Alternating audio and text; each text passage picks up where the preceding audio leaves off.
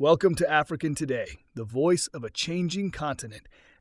We bring you the stories shaping Africa's present and future, from breaking news and bold analysis to culture, innovation, and voices on the ground. We're here to inform, inspire, and amplify the heartbeat of Africa every single day. Thank you for stopping by the channel. We hope you enjoy our video. Let's begin. Burkina Faso, a landlocked country in West Africa long plagued by political instability, economic challenges, and insecurity, is undergoing a dramatic transformation under the leadership of Captain Ibrahim Traoré. Since assuming power in September 2022 through a military-led transition, Traoré has pledged to restore sovereignty, boost self-reliance, and address the country's deep-rooted development challenges. Central to his vision are a series of ambitious megaprojects aimed at modernizing Burkina Faso's infrastructure, industries, and social services. From tomato processing factories and modern highways to new hospitals, schools, and airports, Traoré's administration has launched a bold development agenda that is reshaping the national landscape, literally and figuratively. Industrial and agricultural revitalization. One of the most publicized aspects of the new development wave in Burkina Faso is the emphasis on agro-industrial growth. Tomato processing factories are springing up across the country, serving multiple objectives: reducing the country's dependence on imported food products, providing value addition to local agricultural produce, and creating jobs. Tomatoes, widely cultivated by smallholder farmers in Burkina Faso, often rot due to the lack of storage and processing infrastructure.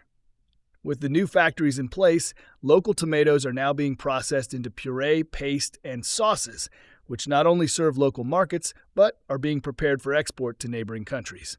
This is a key step toward food sovereignty, one of the cornerstones of Traoré's political and economic ideology. Roads and transport infrastructure. To support economic growth and regional integration, the Traoré administration has also prioritized road construction and rehabilitation. Large-scale road projects are currently underway, connecting rural areas to major cities and improving transport corridors with neighboring countries like Mali, Niger, Togo, and Côte d'Ivoire. New highways and rural roads are making it easier for farmers to transport their goods to markets, students to reach schools, and patients to access health care. Additionally, plans for improving rail links and upgrading airports are gaining momentum, with the aim of turning Burkina Faso into a logistical hub for the Sahel region.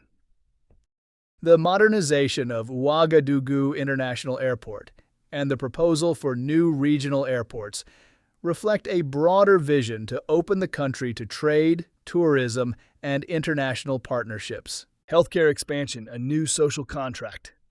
Burkina Faso's health sector, long underfunded and overstretched, is experiencing a wave of investment.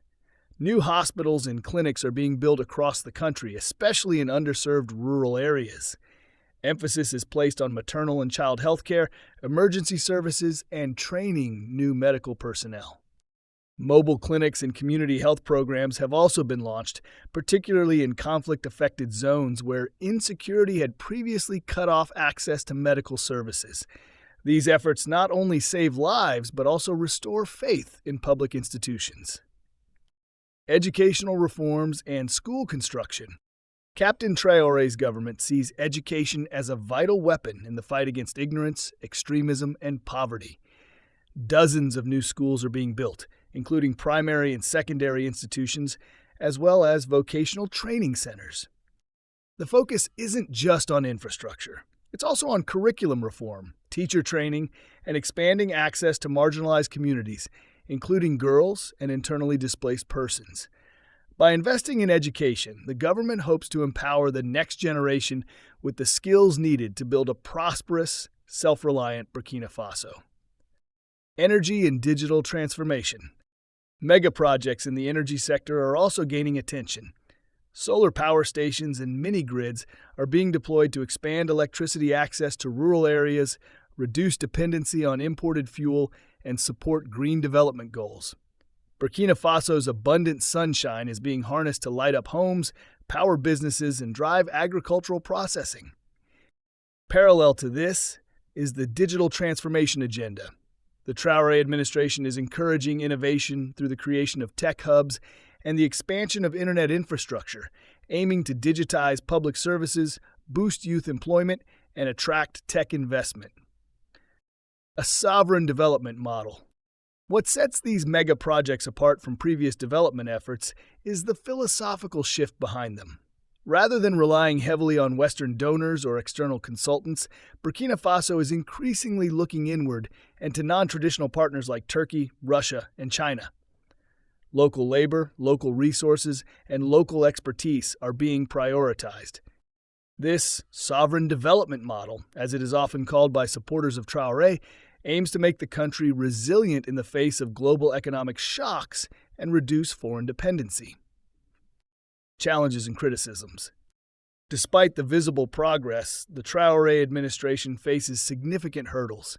Security remains a serious concern, particularly in the northern and eastern regions where extremist groups are active.